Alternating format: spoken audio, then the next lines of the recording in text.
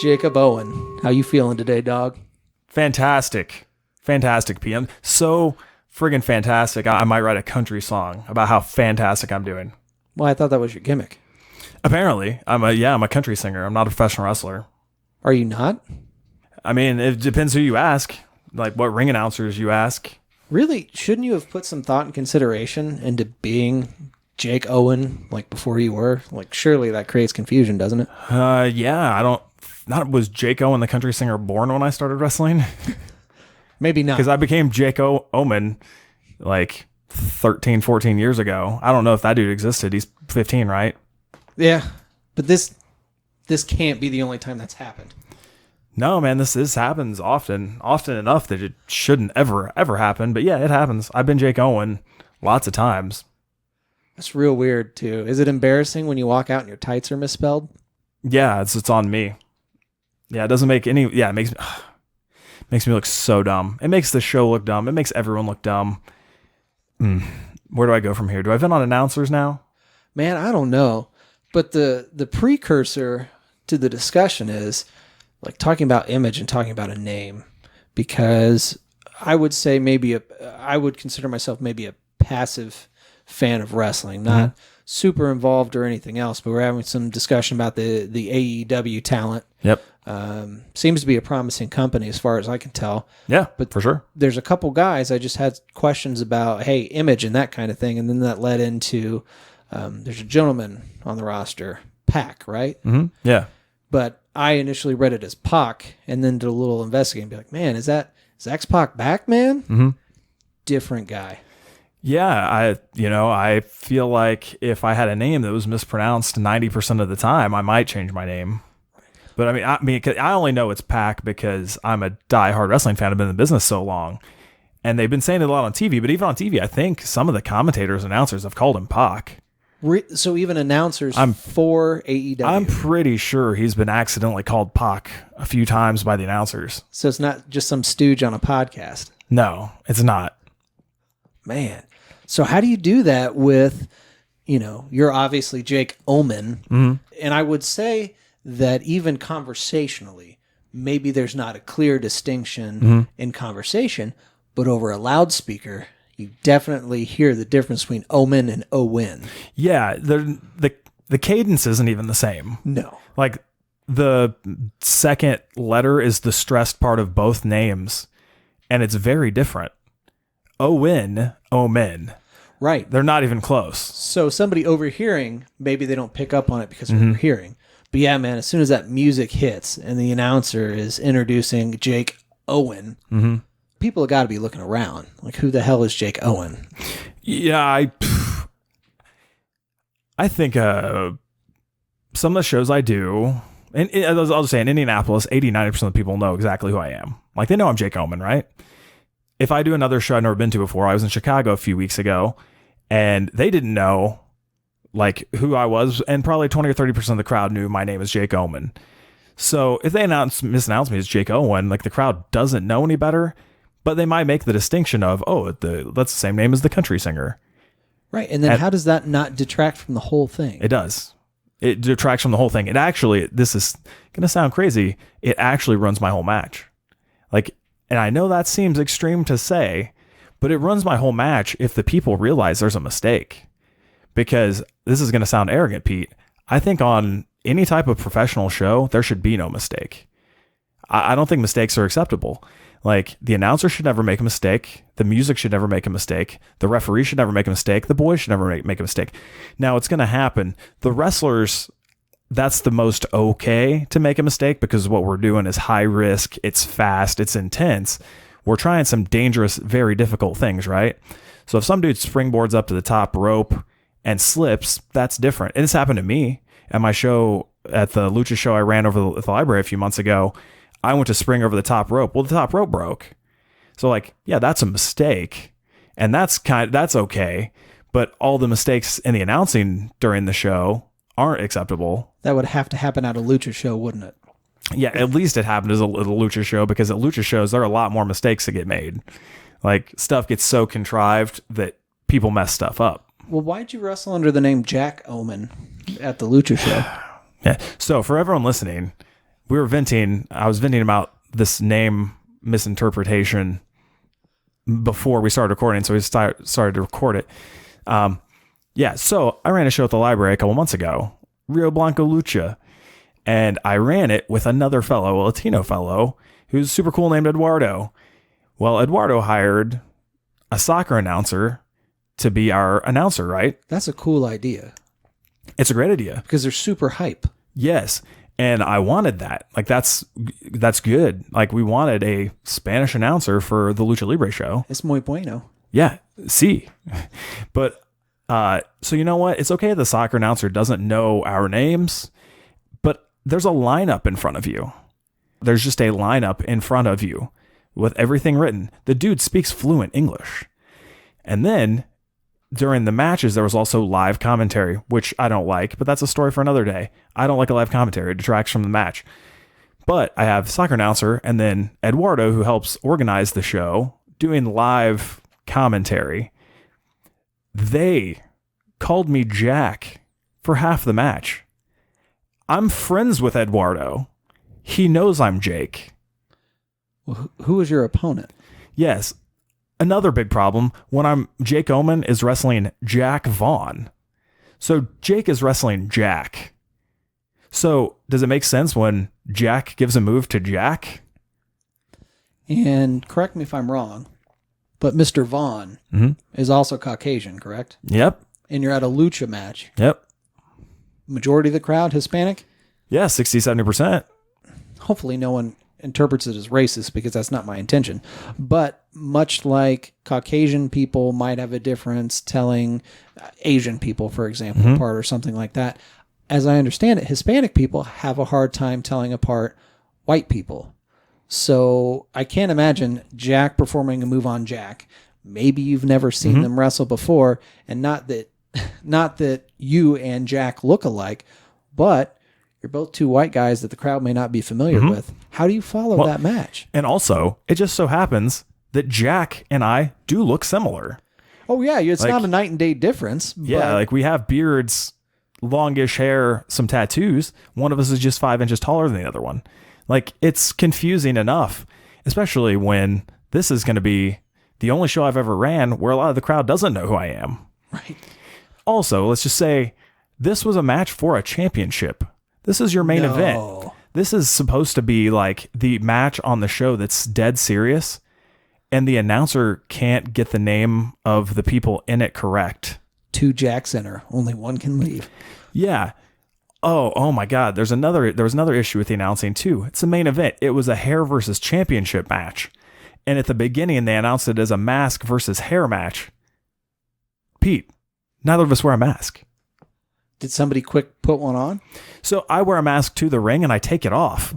I get up on the turnbuckle and I take off the mask, and the commentator's like, "Oh, what's he doing? He just took off his mask." By the way, I should mention there are 3 copies of the lineup in front of the 2 commentators. 3 copies. I know that might seem like overkill, but I put 3 copies in front of them that say Jake Omen versus Jack Vaughn, that say hair versus title. And I think if you're announcing, you skip first name in that instance. Jake and Jack are similar. This is Omen and Vaughn is how I would probably announce as you that. do commentary. Yeah, as you do commentary, that's what you should do. But also, I made sure to tell the announcer about 30 minutes before the match. I was like, "Hey man, just double checking it, hair versus title." And he's like, "Okay, no problem." Legit, 2 minutes before the match, I tell another friend of mine, Tony, "Hey, go run up to the announcer, double check that he knows it's championship versus hair." He's like, "Okay, cool." He runs up to him, tells him, "Oh, hey, just double checking, it's hair versus title." And they go, "Oh, yeah. Less than 2 minutes later, I walk out and they say mask versus hair. Then, half the match, they call me Jack. They call him Jack. And then eventually, at some point, they say Jake. "Oh, was it Jake?" Dude, you just killed the main event so badly in about 6 different ways. Because if this is a serious title match, no one knows, because apparently the 2 people that are involved with the show don't know who we are or what the match is. How do you do live commentary at a show? Are these guys on the PA system? Yeah. They're on the mic over the in-house sound system. So you hear this Yes. while it's going on? Of course. We hear it in the ring. And the crowd hears it live. And I gotta imagine you're breaking character correcting it. I'm pissed. Yes. And like as they say, as I'm in the ring and they say it's mask versus hair, I go over and I say it's hair versus title. But you know what? That makes me look stupid too. Right. Yeah. And it takes away all the heat from our match because our match isn't serious anymore. So it legit ruins the match. And then they're cracking jokes during the match too.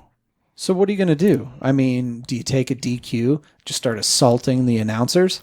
Like pull in members of the audience I want to just go nuts? I would love to. And in a way, that would be a way to protect my character if I'm a bad guy. But Jack was the bad guy in this situation. It makes sense if he were to rough up those guys. Wow, so you're not even the heel. No, I wasn't at this show. So that sucks. Mm-hmm. And so that's an example, I suppose, and probably not the only one, of your name getting messed up. How do you treat it when you do the old-timey wrestling and you're Dr. Jacob Omen? Well, I wrestle for Old Wrestling, which if anyone's listening and doesn't know, I work for a show called Old Wrestling. The entire premise is the show's set in the 1920s. So everyone does a historically accurate 1920s character that's usually vastly different than what they are. So instead of Jake Owen, I'm Dr. Jacob Owen, and I'm a snake oil salesman. So I'm a smooth-talking Louisiana son of a gun that will sell you a mystery potion that may or may not work for whatever you happen to have, as long as you have money, which is great. So I cut a fast-talking promo with a Louisiana accent, and I have my shtick down, bro. I have elixirs, I have potions, I have every concoction to aid one's recuperation for the right price. So, like, the thing with that show is there's never been a mistake announcing on that show because the announcers are so professional, the promoter is so professional, and they have, like, these long, elaborate entrances written out. It's like announcements for the entrances. So, like, mine is, he's slang potions from Ogdenville to North Haverbrook. He's the proprietor of Potent Potables. He's the da-da-da-da-da. He's Dr. Jacob Owen. So, like, that gets so much of the point across. It gets the character across before I even come out. People know exactly what I am and what I do, which is good because this company does shows in numerous different cities. And the last show I did for them was at a fair. So it's not even a lot of wrestling fans there. It's a lot of first-time people. Okay. So it just makes sense that we need to let these fans know every single thing in the world before we go out. And certainly it's different enough from you as Jake Omen. And so there's just not enough crossover in the audience for people to be confused. And if there's such a clear distinction or delineation between the two to where you pick up on it. But you don't find it damages your either character? It doesn't, because Old Wrestling exists within a very small bubble. So the only people that are probably coming to the show, well, there are two people, but let's just say if someone's coming to a show and they're already a wrestling fan, then they're showing up knowing that it's a thing that they're also in on. It's like everyone's on the inside of the inside joke already. So they're going to care about the character, and they know that I'm Jake Owen. Okay. And they know that Ricky Shane Page, who made his name as Ricky Shane Page, is Judge Hugo Lexington Black. And they're going to think it's cool because they're in on the joke too. So it doesn't hurt either of us. And then if there's like a first-time fan at Muncie, Indiana, who was at this fair, they don't even know there's a Jake Owen. So to them, it doesn't matter. And they're probably never going to seek out shows and come to the show and be like, oh, that was this other different guy. So it doesn't damage us. This came up in conversation with me recently because I was speaking to someone about this podcast specifically and about you. And the question they posed was, why does wrestling try and sell itself as, quote, real? And, so the discussion became, well, it's a performance that has a storyline, a lot like, I don't know, if you want to say a soap opera. I don't know why you would believe that maybe Jake Owen and Jack Vaughn would necessarily wait for each other outside the parking lot kind of thing in real life, any more than you would think that, soap opera characters, after they leave for the set for the day, that one of them actually has amnesia, that kind of thing. So that's kind of why I'm asking too about protecting the brand and being who you are, because surely you've had similar conversations. People struggle with the distinction. Yes, there's a storyline. Yeah. And yes, I think soap opera, and correct me if I'm wrong or if that's insulting, but it's kind of the same thing. There's an overarching story. Yeah. So the character is the same character in different situations, but you still have to be that character. Yes. How would you explain it to someone who's saying, well, one's trying to sell it as real, the other is clearly a soap opera? It's like, well, it's both character development and storytelling. So I struggle with how you articulate that better. Yeah, it's so tricky. But one of the things I always compare it to is a movie. I mean, there's not really too much difference in what we do than in a movie. Like The Dark Knight. Heath Ledger isn't the Joker, but they're going to act like he is for the sake of the movie, and no one questions it. The movie also doesn't slap you in the face with the fact that it's not really it's a character named the Joker played by a guy named Heath Ledger. So you just don't act like it's not real. Right. So when people say, is what you do fake? I'll be like, well, is Batman fake? Yeah, you might be able to say, oh, well, yeah, it's fake because in terms of it not being real. And that's in what you could say about us, like, oh, it's fake in terms of not being real, but it is real because the emotion you experience through it is real. It'd be the same thing if you're watching Young and the Restless. It just so happens that what we do is a physical form of entertainment that hurts us significantly to put on the performance. So we need to act like it's real because it does hurt us. The distinction that, well, they sell it as legitimate anger and everything else. What successful actor do you know that can't sell legitimate emotion? Then why bother? So if you and the boys are, after the show, you're out selling merch and you're in close proximity with each other and you're talking, but also I don't know if you guys necessarily do it intentionally or not, you are still in essence in character. Yeah. I think even with your interaction amongst your peers, I think that it just loses integrity almost if you drop out of it entirely. So that just seems weird to me that your name would be so frequently messed up. How else are you supposed to market yourself if you're not your name and your character? Yeah, like I said, it comes back to when you're in a business that lets in a lot of people that might be not professional, which unfortunately ours does, then you have to worry about the unprofessional issues that come up, like someone mispronouncing your name. Like at the UFC pay-per-view, they never mess up someone's name. Like Conor McGregor has never had his name mispronounced, right? Because it's a professional company. Well, Conor's crazy enough, he might hit you in the face if he saw you after you mispronounced his name. And you know what? I don't think he's wrong. No. And that's disrespectful. So the announcers at these shows should take it exactly as seriously. Same thing at a professional baseball or basketball game. Like, are you going to hire someone to announce the Lakers and they mess up LeBron James' name? No. Like, you're going to hire somebody that knows every single one of the players in the team, and if they don't, they're going to learn them, and they're not going to make a mistake. Well, and sure, and maybe the parallel there made is, so if you're in the NBA, let's say maybe you started in high school, college, and then went to the pros, announcing. So maybe you have the high school equivalent of an announcer at your shows, but even still, they take the time, having been an exceptionally modest high school athlete, even then, assuming it wasn't like an all-day tournament with 100 teams and you're just never going to get anyone's names right, they asked your coach or they asked the players, how do I say your name? And maybe they butchered it, but you could tell there was an attempt made to get it right. For sure. Yeah, and the second you mispronounce someone's name, you're going to lose all credibility in any walk of life. If I walk into a job interview and I mispronounce the person who's giving me the interview's name, I'm not going to get the job. But that's just because it's disrespectful. I'm always going to know your name because that's just what a professional would do. But if, some of these announcers aren't professional, so be it. It just so happens that their mistake might cost me. Right. I back in 2008 or 9, I worked for a really big show. And as I'm going to the ring, the promoter who was also announcing at that show called me Jake Owen. And then someone corrected me real fast, like, oh, Omen, Jake Owen. Well, dude, it doesn't matter if I give the best performance of my entire career that night, because now the crowd's confused. They're laughing at the mistake and the stupidity. It makes me look dumb. I might as well not even wrestle.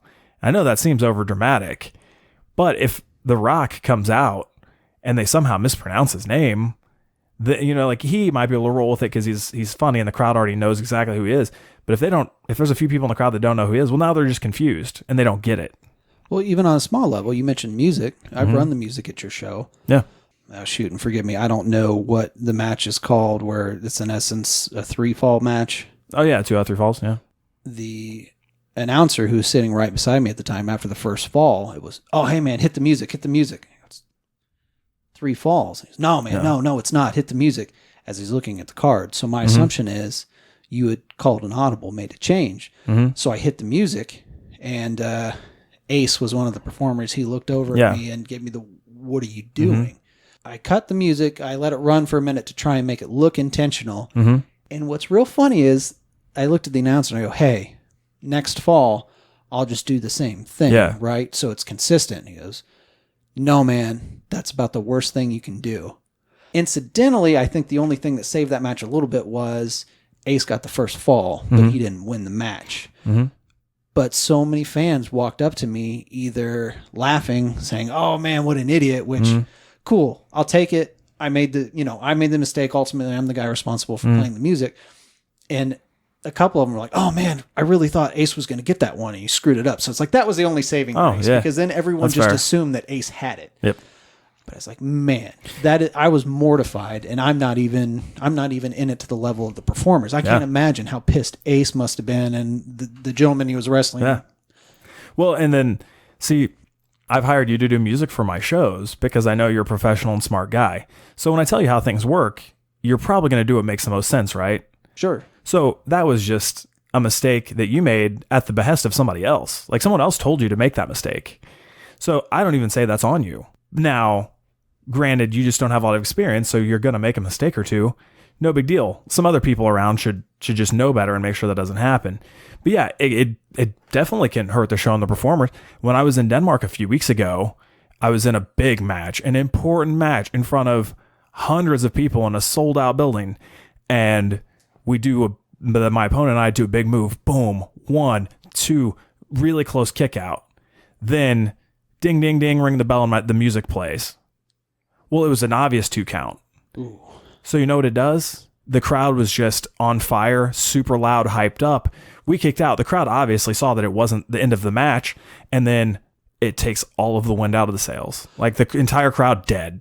So they won't buy into something like that and be like, oh, it was so close it even psyched out. Now, they might. However, no one should strike the bell until the referee calls for the bell. That's the rule. The referee calls for the bell.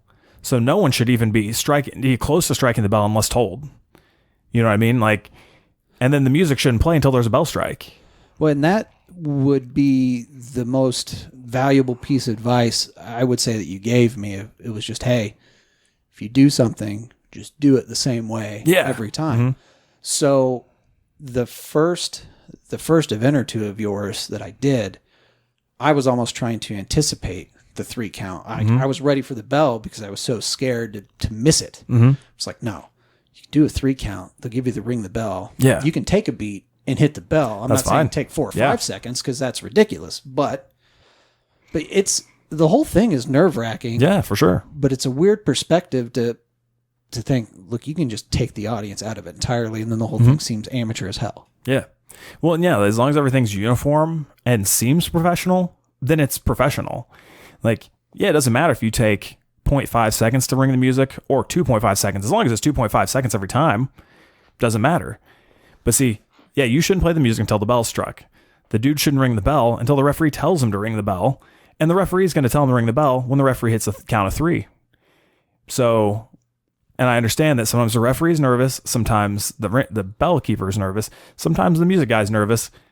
And it's like when all of that's like this perfect storm of anxiety, sometimes mistakes happen. Now, at bad shows, this stuff happens all the time. At good shows, it doesn't happen often. It never happens at WWE. How do you evaluate talent like that? What do you mean? How is that? Let's say it's Jake and Jake. Maybe it's you and Jake something. So maybe that in and of itself, you're like, all right. So maybe there's a strike against you. He's like, all right, that's weird. Then you got the ring announcers. Yep. Jake on Jake. You know, they're not doing something in Omen. Maybe that happens. And then you guys are in pretty good shape. You're phenomenal wrestlers. It's like, I think people are going to look at you guys and they're going to look for talent as well as physique. Mm-hmm.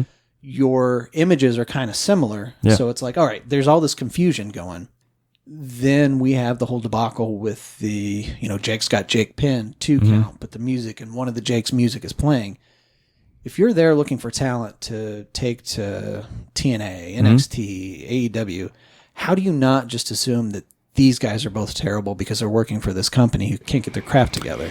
I mean, lucky enough, bad companies hire good performers all the time. Sure. Like, it's not other, if a bad company can run a show, have enough sponsors or money where they can bring in a former WWE name, well, it's not a knock on the former WWE name, because they might not know the show's bad because they're going to still get their money. Like, they show up and get paid. So that's not really a big deal. So, I mean, and good talent needs to work somewhere. So say there's no show going on this weekend. Well, maybe I'll go to a bad show just because I really want to work and I need money. Like, that's not really a knock on us. However, it doesn't look good on the performer if you're only always on bad shows. And then I think that also comes into, like, if I'm at a bad show, I'm not going to post something on social media, a video or picture that makes it look like I'm at a bad show.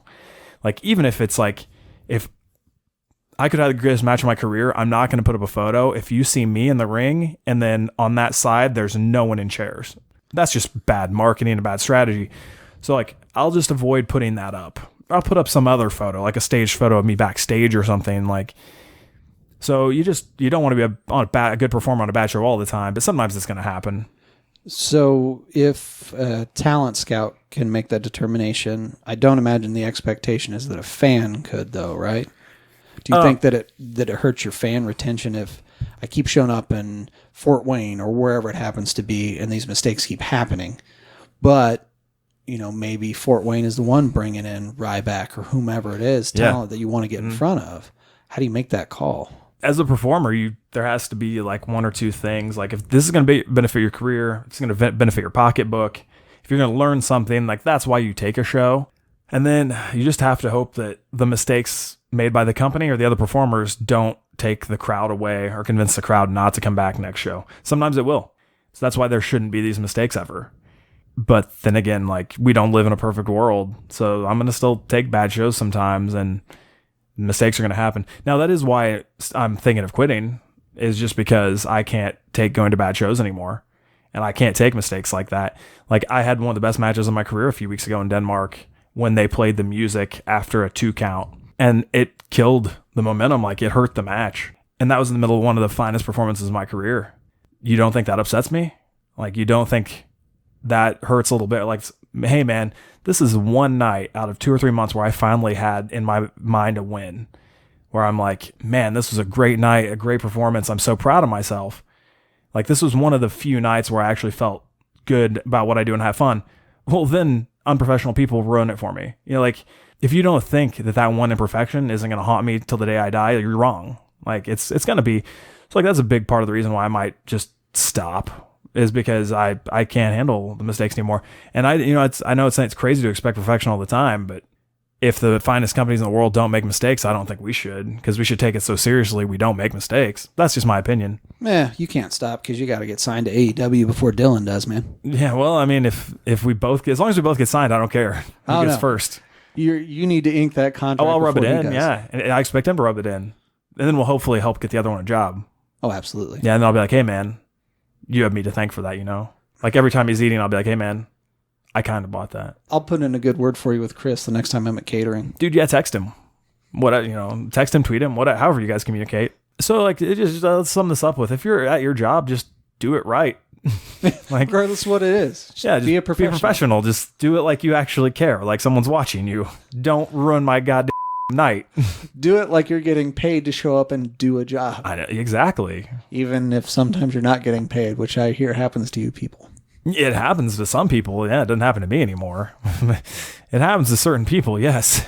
But yeah, I can vent more about the professional wrestling business and all those facets at a different time. Stories for another day. Magical catchphrase. I want that on a t-shirt so I can just catch myself in the mirror wearing it and feel the disappointment that I feel every time you say it. The story for another day. I usually explain the stories, though. You do. At some point. But it's like a constant cliffhanger because you're that kind of person. Yeah, I need people to listen. I need more people to listen, Pete. We have some good listens going on. We have some good subscription numbers, but we need more people to listen. Could always use more people. Yeah, exactly. We could use more reviews too and some interaction. The old like, share, subscribe. And you know what? If somebody thinks we're not doing this well and we're making bad podcast errors that I don't know about, they can tell me too. Because you know what? I want it to be perfect. I want it to be better. Podcast heat. I like it. Yeah, exactly. Podcast heat. I'll start calling out other podcasts soon. You should. Yeah. Just so there's some more interaction. How about Joe Rogan? Let's go straight to the I got top. some real issues with Joe Rogan. Ooh. Yeah, I don't want to alienate our fan base though by taking shots at Joe Rogan.